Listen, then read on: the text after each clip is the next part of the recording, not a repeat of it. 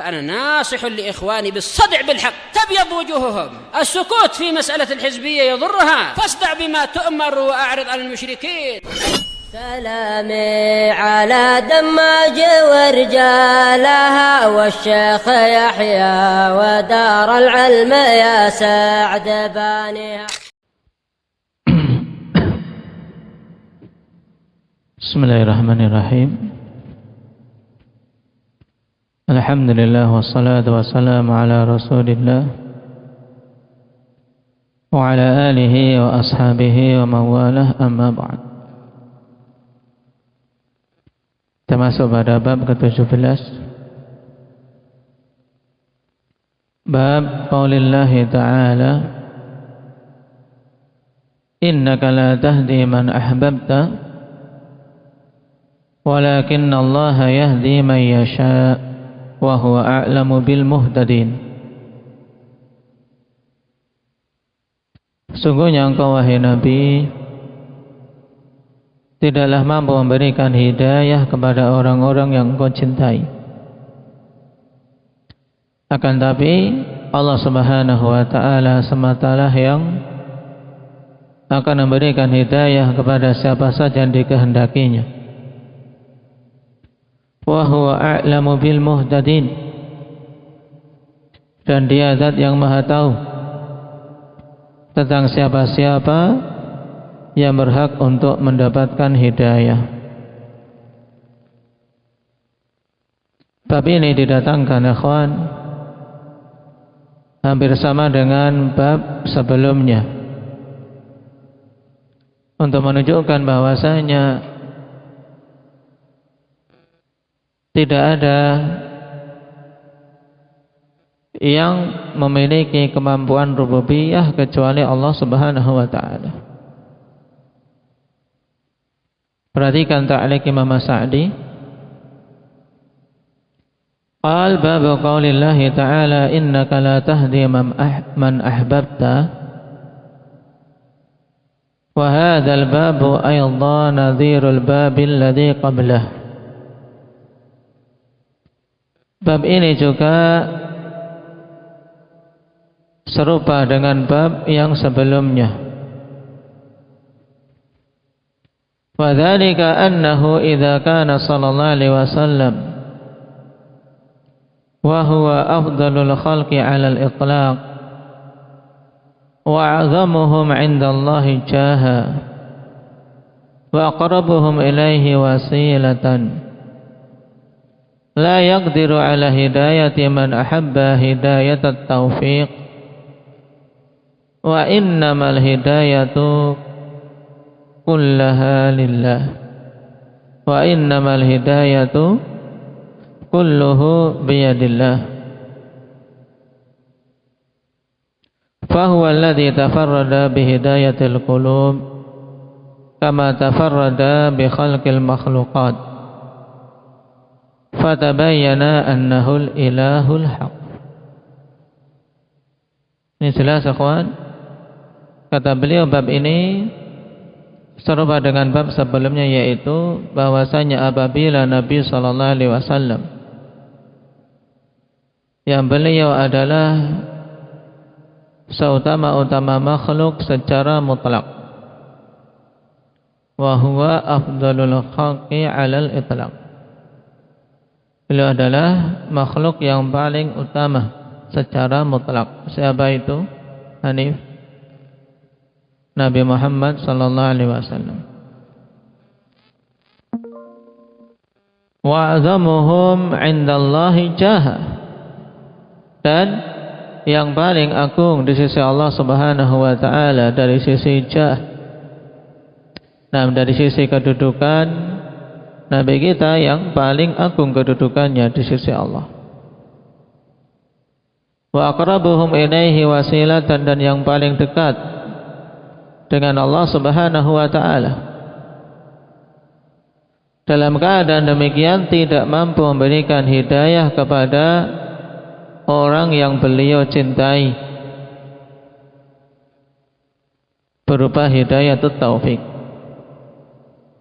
Tidak mampu memberikan hidayah taufik kepada orang yang beliau cintai.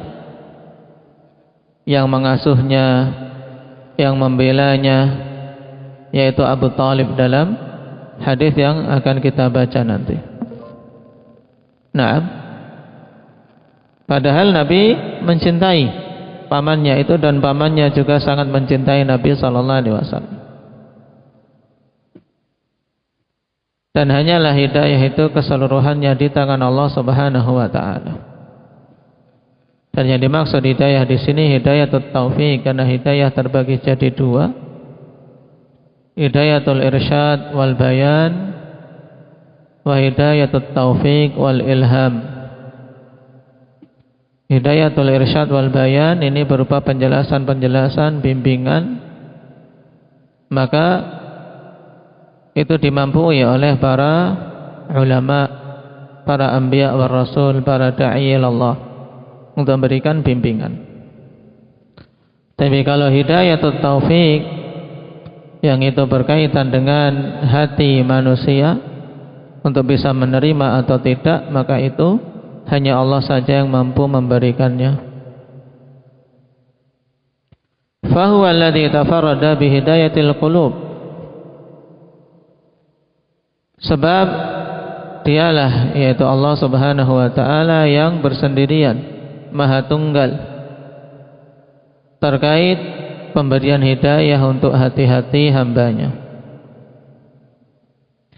Kama tafarrada bi khalqil makhluqat, sebagaimana Allah pula lah yang bersendirian dalam menciptakan para makhluk, tidak butuh bantuan siapapun. Fatabayyana annahul ilahul haq, maka jelaslah bahwasanya Allah Subhanahu wa ta'ala lah satu-satunya ilah yang hak. Nah, ini paragraf ikhwan menjelaskan kesesuaian bab dengan pembahasan tauhid, yaitu mudahnya bahwasanya Nabi yang beliau adalah seutama-utama makhluk ternyata tidak bisa memberikan hidayah taufik kepada orang yang sangat beliau cintai. Dikarenakan hidayah taufik hanya murni Allah Subhanahu wa ta'ala saja yang mampu untuk memberikannya. Sebagaimana penciptaan itu murni Allah saja yang mampu melakukannya. Maka dari situ kita ketahui bahwasanya hanya Allah lah yang berhak diibadahi. Wa amma qauluhu ta'ala wa innaka latahdi ila siratim mustaqim, wa innaka latahdi ila siratim mustaqim.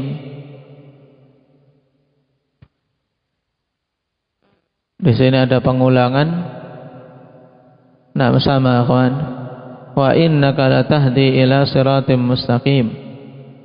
Satu saja, cuma tidak usah dicoret, biarin. Nah, adapun firman Allah Subhanahu wa ta'ala di surat Asy-Syura ayat 52, wa innaka, dan sesungguhnya engkau wahai Nabi, la tahdi ila siratim mustaqim, betul-betul akan memberikan petunjuk kepada jalan yang lurus. Fal muradu bil hidayati huna hidayatul bayan, maka yang dimaksud dengan hidayah di sini adalah hidayah yang berupa penjelasan dan bimbingan-bimbingan. Wa huwa sallallahu alaihi wasallam al-muballighu 'anillah. Dan beliau sallallahu alaihi wasallam adalah muballigh 'anillah, yang menyampaikan dari Allah apanya, na'am wahyahul ladzi tadabihil khalqu, menyampaikan dari Allah wahyu-wahyunya yang dengannya para makhluk bisa mendapatkan petunjuk dan jalan hidup yang benar. Nah, ini syarat bahwasanya hidayah ada dua jenis sebagaimana disebutkan tadi. Untuk ayat yang menetapkan bahwasanya Nabi mampu memberikan hidayah, maksudnya hidayah yang berupa bayan, penjelasan-penjelasan, petunjuk-petunjuk. Sedangkan ayat yang menafikan hidayah dari Nabi bahwasanya Nabi tidak mampu memberikan hidayah, maka maksudnya hidayah taufik. Dengan itu maka ayat-ayat bisa disinkronkan. Qala fi sahih, perhatikan matan. Nah, dimaksud adalah sahihain, Sahih Bukhari dan Muslim. An Ibnil Musayyib, dari Ibnil Musayyib. Ini harokat yang lebih kuat, akhwan. Kenapa? Karena beliau sendiri telah apa? Telah menegaskan tidak sukanya untuk dipanggil dengan Ibnil Musayyab.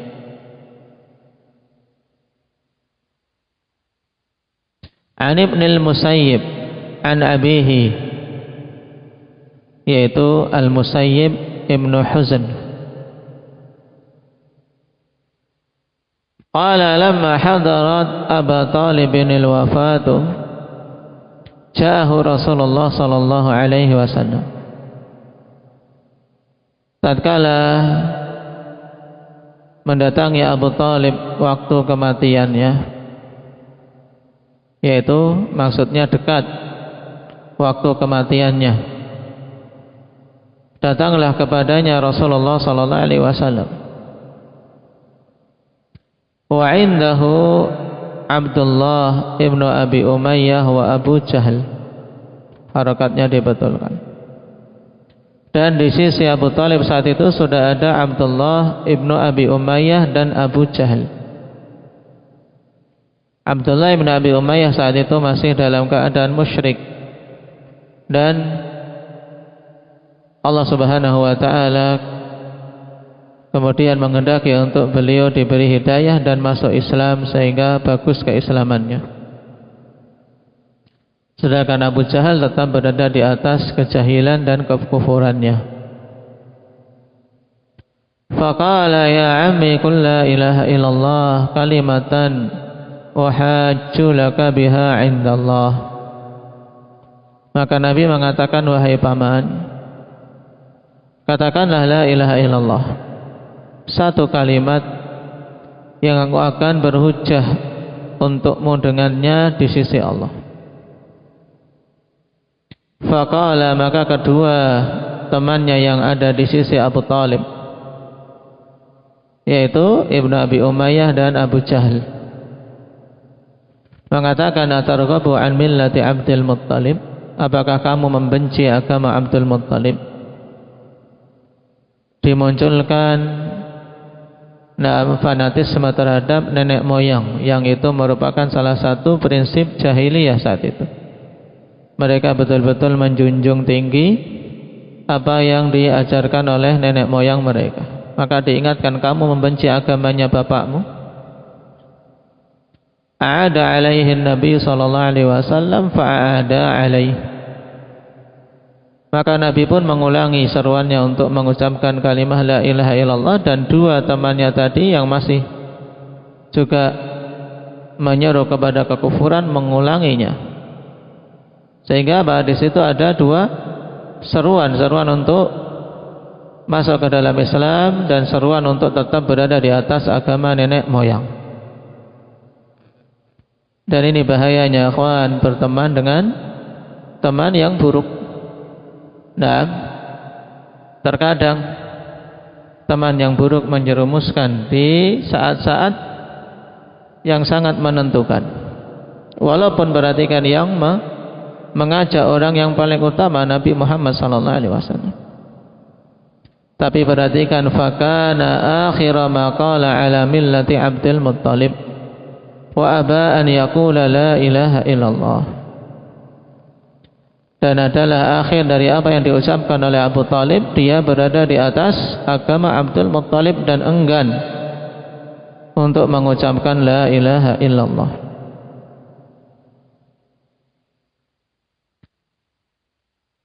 Para ulama mengambil istinbat dari hadis ini tentang bahayanya teman duduk yang jelek. Di antara faedah dari kisah ini hal tersebut, maka antum bagus-bagus dalam memilih teman duduk. Nah, di tempat manapun, di negeri apapun kalian tinggal, teman memiliki pengaruh yang sangat besar. Nah, terkadang nasihat orang tua kalian tidak digubris demi menuruti nasihat atau ajakan teman. Nasihat guru, nasihat pengajar, bahkan nasihat ulama pun tidak digubris karena sudah termakan omongan teman. Maka bagus-bagus dalam memilih teman. Nah, teman yang mengajak pada kebaikan ibadah, maka pegang erat-erat. Teman yang mengajak pada keburukan, pada kemalasan, pada kemaksiatan apalagi, maka tinggalkan demi keselamatan diri sendiri. Karena kelak teman yang seperti ini pun akan berlepas diri ketika telah tiba hari kiamat. Tidak ada yang akan membela di hadapan Allah kala ikhwan dalam keburukan. Yang ada cuma saling berlepas diri. Bahkan syaitan yang menyeru kepada semua keburukan, dia akan berlepas diri. Nah,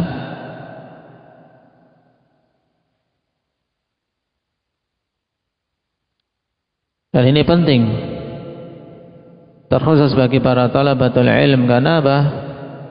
Syaitan pancangkan penghalang-penghalang dari belajar itu banyak caranya. Banyak caranya. Nah, sehingga seorang terpalingkan dari jalan ilmu. Kita untuk mengarahkan manusia ke jalan belajar, ikhwan, nah, sulit. Karena manusia cenderung enggan untuk belajar. Manusia cenderung enggan untuk berpikir yang benar. Tapi kalau berpikir pada keburukan, itu mereka sangat bersemangat. Maka kalian jangan sampai terperangkap oleh syaitan tersebut. Dan lebih parah lagi, jangan sampai kalian menjadi wakil-wakil syaitan. Wakil-wakil syaitan yang menjadi sebab orang terpalingkan dari jalan ilmu.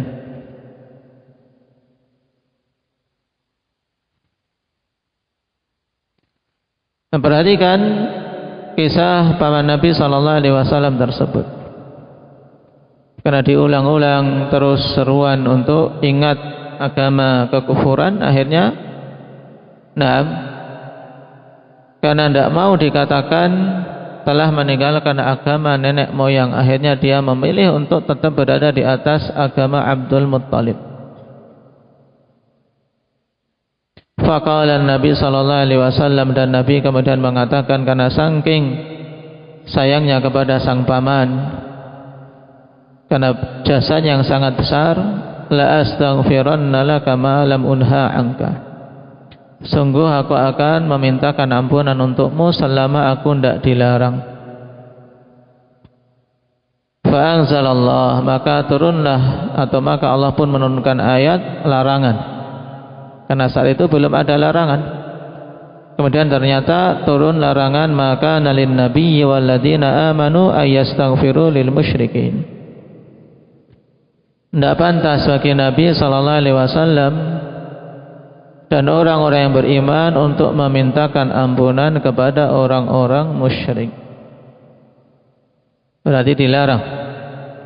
Tidak boleh untuk memintakan ampunan orang yang mati di atas kesyirikan siapapun itu. Bahkan walaupun itu ibu dan ayahnya. Wa anzalallahu fi Abi Talib, innaka la tahdi man ahbabta walakinallaha yahdi man yasha wa huwa a'lamu bil muhtadin. Dan Allah turunkan terkait Abu Talib ayat ini. Sungguhnya engkau wahai Nabi tidak mampu untuk memberikan hidayah taufik pada orang yang kau cintai. Yang dalam hadis tersebut Abu Talib. Akan tapi Allah akan memberikan hidayah kepada siapa saja yang dikehendakinya. Dan dia tahu siapa di antara yang pantas untuk mendapatkan hidayah. Nah, ini bab yang ke-17 dihafal. Insyaallah untuk beberapa fawaid tambahan kita lanjutkan dalam masail yang disebutkan oleh Syekh rahimahullah. Sisa waktunya kalian untuk setoran matan. Subhanakallah wa bihamdika asyhadu an la ilaha illa anta